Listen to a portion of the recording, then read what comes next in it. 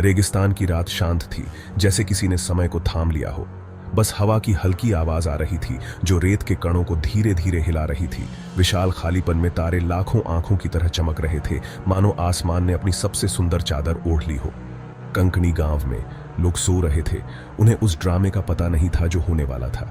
गांव की गलियां सुनसान थीं और हर घर में सन्नाटा पसरा हुआ था।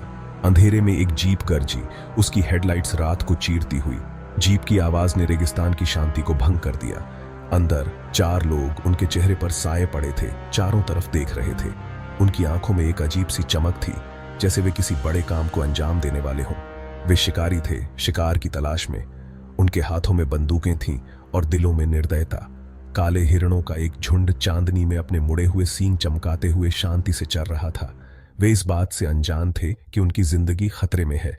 उन्हें सायों में छिपे खतरे का पता नहीं था। शिकारी धीरे धीरे उनकी ओर बढ़ रहे थे, जैसे कोई भूत या साया। एक गोली चली जिसने सन्नाटा तोड़ दिया।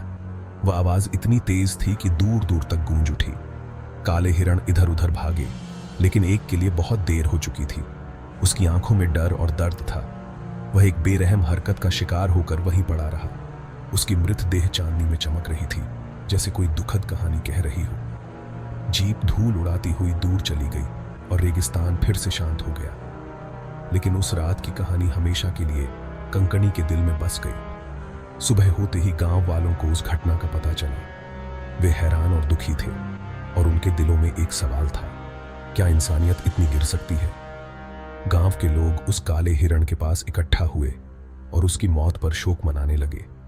वह रात कंकणी के इतिहास में एक काले धब्बे की तरह दर्ज हो गई।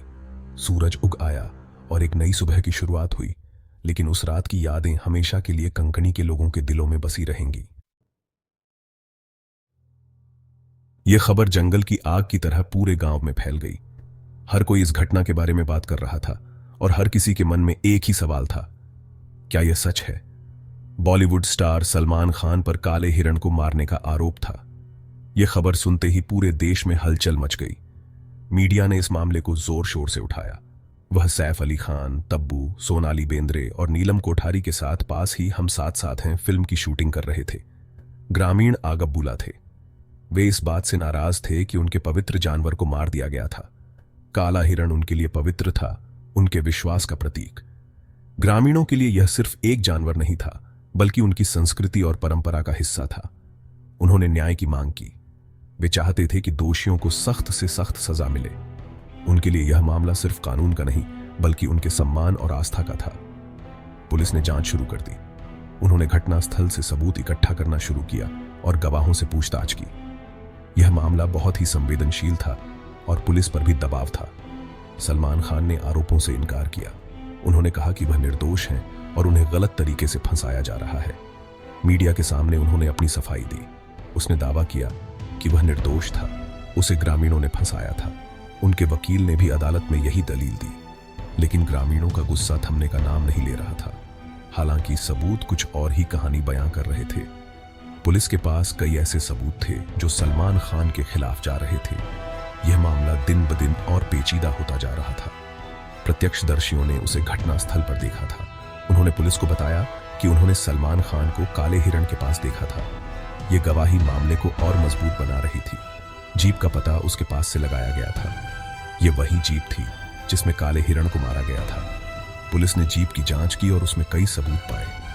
हत्या में इस्तेमाल की गई बंदूक उसके कब्जे से मिली थी। यह बंदूक सलमान खान के पास से बरामद की गई थी। यह सबूत बहुत ही महत्वपूर्ण था और मामले को निर्णायक मोड़ पर ले जा रहा था। यह मामला वर्षों तक चला, कानूनी लड़ाइयों और अपीलों का एक जाल। सलमान खान पर शिकार का आरोप लगाया गया था, जो एक ऐसा अपराध था जिसकी सजा कारावास थी। उसने हर कदम पर आरोपों का मुकाबला किया। उसके वकीलों ने उसके निर्दोष होने का तर्क दिया। हालांकि ग्रामीण अपने इस विश्वास पर अडिग रहे कि वह दोषी था।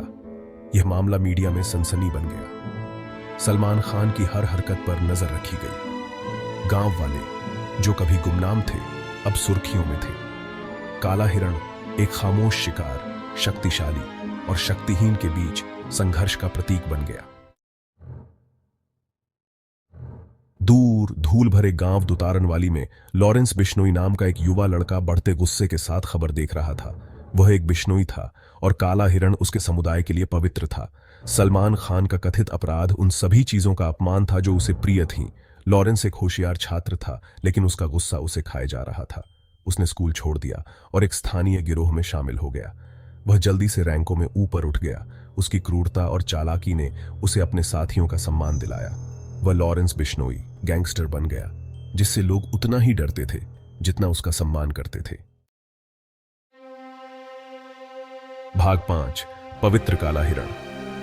बिश्नोई समुदाय के लिए काला हिरण सिर्फ एक जानवर से कहीं अधिक था। यह उनके जीवन का अभिन्न हिस्सा था, एक ऐसा प्राणी जिसे वे अपने परिवार के सदस्य की तरह मानते थे। यह उनके विश्वास का प्रतीक था, एक ऐसा प्राणी जिसकी हर कीमत पर रक्षा की जानी थी। बिश्नोई समुदाय के लोग काले हिरण को अपने धार्मिक और सांस्कृतिक जीवन का केंद्र मानते थे। प्रकृति के प्रति उनका सम्मान उनकी संस्कृति में गहराई से समाया हुआ था, जो पीढ़ी दर पीढ़ी हस्तांतरित होता रहा। उनके रीति रिवाज और परंपराएं इस बात की गवाही देती हैं कि वे प्रकृति और वन्यजीवों के प्रति कितने संवेदनशील हैं। काले हिरण को नुकसान पहुंचाना उनकी पहचान पर हमला करना था। यह उनके अस्तित्व और उनके विश्वासों पर सीधा प्रहार था, जिसे वे किसी भी कीमत पर सहन नहीं कर सकते थे। लॉरेंस बिश्नोई इन मान्यताओं के साथ पले बढ़े थे। उन्होंने अपने बचपन से ही काले हिरण की महत्ता को समझा और उसे अपने जीवन का एक महत्वपूर्ण हिस्सा माना। अपने पूर्वजों की कहानियां, जिन्होंने काले हिरण की रक्षा करते हुए अपनी जान दे दी थी, उनकी सोने की कहानियां थीं। ये कहानियां उन्हें प्रेरित करती थी और उनके जीवन के मूल्यों को मजबूत बनाती थी। सलमान खान का कथित अपराध एक व्यक्तिगत विश्वासघात था, एक ऐसा घाव था जो बहुत गहरा था। यह घटना बिश्नोई समुदाय के लिए एक बड़ी त्रासदी थी, जिसने उनके दिलों में गहरा दर्द और आक्रोश भर दिया था। भाग 6, एक प्रतिशोध की जड़ें। प्रतिशोध के बीज बोए गए। लॉरेंस बिश्नोई ने काले हिरण की हत्या का बदला लेने की कसम खाई। सलमान खान, जिसे वह इसके लिए जिम्मेदार मानता था, उसका निशाना बन गया। वह उसे उसकी सजा देगा, चाहे कुछ भी कीमत क्यों ना चुकानी पड़े। लॉरेंस बिश्नोई का गिरोह उसका हथियार बन गया। उसने जानकारी इकट्ठा करने, सलमान खान की गतिविधियों पर नजर रखने के लिए उनके नेटवर्क का इस्तेमाल किया। वह बॉलीवुड स्टार को उसी डर और लाचारी का अनुभव कराने के लिए दृढ़ था जो काले हिरण ने उस रात कंकड़ी में महसूस किया होगा। भाग 7, सायों से धमकियां। धमकियां हवा में फुसफुसाहट की तरह शुरू हुईं। बिचौलियों के माध्यम से संदेश भेजे गए, चेतावनियां दी गईं कि सलमान खान को अपने अपराध की सजा भुगतनी होगी। बॉलीवुड स्टार, जो अपने प्रशंसकों की तारीफों का आदी था, ने शुरू में उन्हें सनकी लोगों का काम समझकर खारिज कर दिया, लेकिन धमकियां बढ़ती गईं। आधी रात को फोन आते थे, सायों में छिपे खतरनाक लोग। सलमान खान की दुनिया, जो कभी चकाचौंध और उत्साह से भरी थी, अब डर के साये में डूबी हुई थी। भाग 8, खतरे में पड़ी जिंदगी। सलमान खान की जिंदगी बदल गई। अब वह बेफिक्र स्टार नहीं रहा। वह अंगरक्षकों के साथ यात्रा करता था। उसकी गतिविधियां प्रतिबंधित थीं।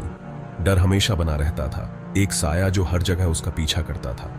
पुलिस ने खतरे की गंभीरता को समझते हुए उसे 24 घंटे सुरक्षा मुहैया कराई। लॉरेंस बिश्नोई का नाम उनके रडार पर था, एक खतरनाक अपराधी जिसने बदला लेने की कसम खाई थी।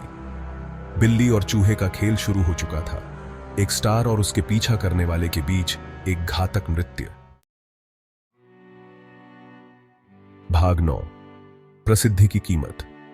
Black buck case Salman Khan के जीवन में एक महत्वपूर्ण मोड़ बन गया, जिसने उनके जीवन को हमेशा के लिए बदल दिया। उन्होंने जो बेफिक्र छवि बनाई थी, वह चकनाचूर हो गई और उनकी प्रतिष्ठा को गहरा आघात पहुंचा। वह अपने कार्यों के परिणामों, प्रसिद्धि की कीमत का सामना करने के लिए मजबूर हो गया, जो बहुत कठिन था। इस मामले ने बिश्नोई समुदाय की दुर्दशा, प्रकृति की रक्षा के प्रति उनकी अटूट प्रतिबद्धता को भी उजागर किया, जो बहुत महत्वपूर्ण है। इसने आदिवासी समुदायों के अधिकारों, उनके विश्वासों और उनके जीने के तरीके के बारे में बहस छेड़ दी, जो आज भी जारी है। भाग 10, न्याय देर से मिला ही नहीं। सालों बाद ब्लैक बक केस एक लंबी परछाई डाले हुए है। सलमान खान हालांकि कुछ आरोपों से बरी हो गए, फिर भी कानूनी चुनौतियों का सामना कर रहे हैं। लॉरेंस बिश्नोई, जो अब एक कुख्यात गैंगस्टर है, जेल में बंद है, उसका बदला अधूरा है। ब्लैक बक मामला इंसान और प्रकृति के बीच जटिल रिश्ते, प्रसिद्धि की कीमत और कानून के लंबे हाथ की याद दिलाता है। ये एक ऐसी कहानी है जो सामने आती रहती है और जवाबों से ज्यादा सवाल छोड़ जाती है।